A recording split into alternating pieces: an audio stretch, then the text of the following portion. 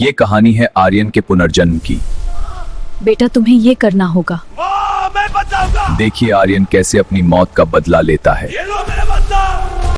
आर्यन को सोते हुए पसीना आ रहा है।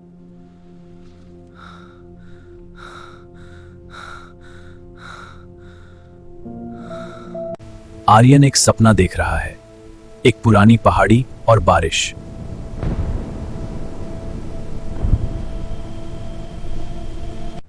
आर्यन अचानक उठता है। घड़ी में रात के 3 बजे हैं। ऑफिस में आर्यन नक्शों के बीच खोया हुआ है।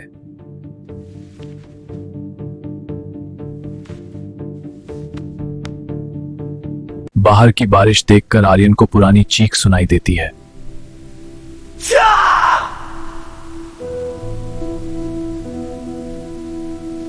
आर्यन को एक अनजान कुरियर मिलता है। ये किसका है? उसकी नजर पार्सल पर जाती है। खोल के देखता हूं। धीरे से वो उससे खोलता है। एक पुरानी डायरी और नीलगिरी लिखा हुआ पन्ना। नीलगिरी, क्या ये राज खोलेगा? ये डायरी उससे जुड़े सभी सबूत रखती है। मुझे सच्चाई तक पहुंचना होगा। आर्यन, ये सब वहम है। तुम अपने मन में ये सब क्रिएट कर रहे हो। असल में सब कुछ ठीक है। मुझ पे भरोसा रखो। आर्यन अपनी कार की चाबी उठाता है। फैसला कर चुका है।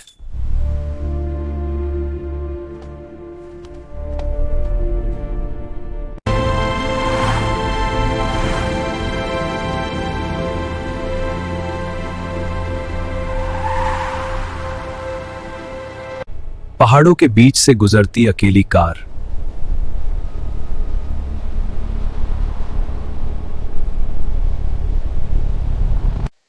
मुझे ठाकुर निवास जाना है। सीधा रास्ता पकड़ो, फिर डैया मुड़ जाना। ठीक है, शुक्रिया। ढाबे वाला ठाकुर निवास का नाम सुनते ही अजीब रिएक्ट करता है। ठाकुर निवास?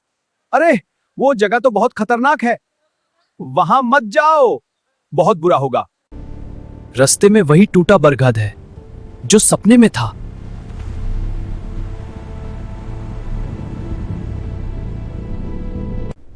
गाड़ी का टायर अचानक पंक्चर हो गया। यही उस जगह जहां विक्रम की मौत हुई थी। यह कोई आम बात नहीं है। मुझे जल्दी से यहां से निकलना होगा।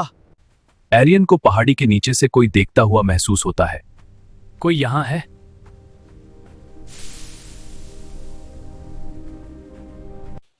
आर्यन गांव की गलियों में दाखिल होता है।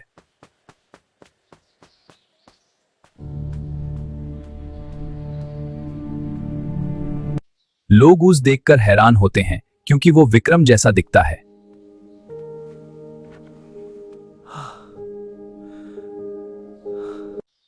हवेली का मुख्य द्वार सामने आता है।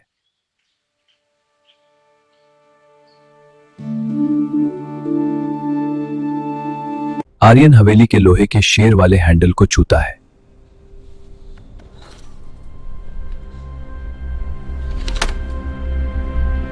आर्यन हैंडल के पीछे से पुरानी चाबी निकलता है।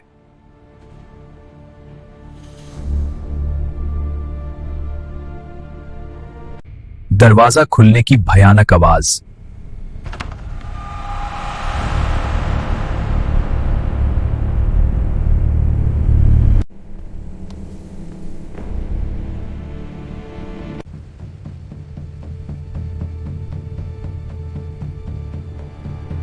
आर्यन का एक धुंधली तस्वीर के सामने रुकना।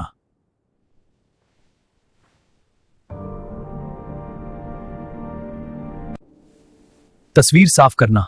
विक्रम और आर्यन का चेहरा बिल्कुल एक। ये पॉसिबल नहीं है, पर यह सच है।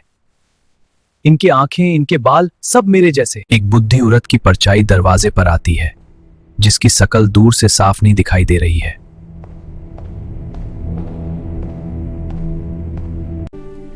विक्रम, तुम आ गए मेरी मौत से पहले।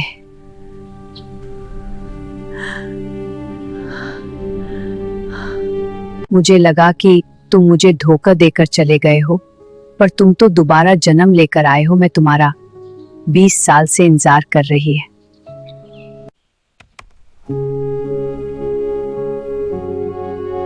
आर्यन, तुम ही मेरे प्यार की निशानियां हो। गायत्री जी, आपने ये सब संभाल कर रखा? हाँ, ये रहे वो प्यार की निशानियां। इन्हें देखकर सब याद आ गया। हर पल याद है। फ्लैशबैक शुरू। यहाँ आकर दिल को सुकून मिलता है। तुम्हारे साथ हर पल ही सुकून है। तुम मेरी जिंदगी की रोशनी हो और तुम मेरे जीने की वजह। दिग्विजय, ये जायदाद पर तेरा हक नहीं बनता। चुप कर विक्रम, ये सब अब मेरा है। कभी नहीं, मैं इसका सही मालिक हूँ। तेरी हिम्मत कैसे हुई मेरे खिलाफ बोलने की? मैं सब बताऊंगा। ये झगड़ा यहीं खत्म होगा। ये किसका संदेश है? रात को पहाड़ी पर बुलाया गया है। मुझे जाना होगा। ये कोई आम बात नहीं लगती। विक्रम का पहाड़ी पर इंतजार करना। वह रात के तारों के नीचे बैठा है। उम्मीद समय बहता जा रहा है। ये इंतजार ही उसकी हिम्मत है। दिग्विजय का पीछे से आना और धोखा देना।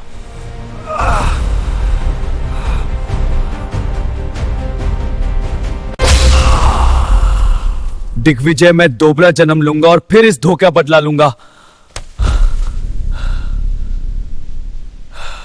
गायत्री विक्रम मरने की खबर सुनकर रो रो कर अपना बुरा हाल कर देती है। लोग गायत्री को पागल समझने लगते हैं, लेकिन वो हमेशा विक्रम का इंतजार करती रहती है। मैं ना गया इस हवेली में। अब मेरी और दिग्विजय के अंधेरे इरादे सामने आने वाले हैं। ये मेरी जीत होगी। हवेली में कदम रखते ही मेरा जोर जाग उठा है। अब इस पुरानी दीवारों के अंदर जो छुपा है उसे अपना बनाऊंगा। मेरी शक्तियों के सामने कोई नहीं ठहर सकता। सीन दिग्विजय का आर्यन को देखकर पसीना पसीना होना। आर्यन, तुम्हें देखकर मेरा दिल धड़क रहा है। क्या तुम यहां हो विक्रम? हाँ आर्यन, तुम मुझे कभी भूल नहीं पाओगे। तुम्हारी ये आवाज, ये एहसास, तुम अंदर हो। दिग्विजय का डर के मारे गोली चलाना, लेकिन निशाना चूक जाना।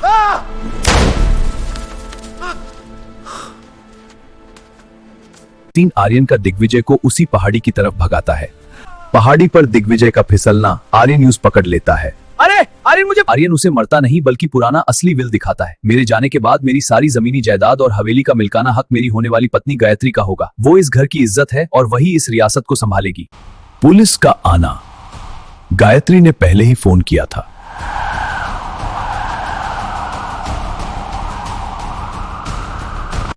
रो रो कर कबूल करता हूं, मैंने ही आर्यन को मारा था। मेरी वजह से वो मर गया। मुझे माफ कर दो भगवान, मुझे सजा दो। आर्यन और गायत्री मुस्कुरा रहे हैं। बालकनी में बैठे हैं। सूरज डूब रहा है और शांति है।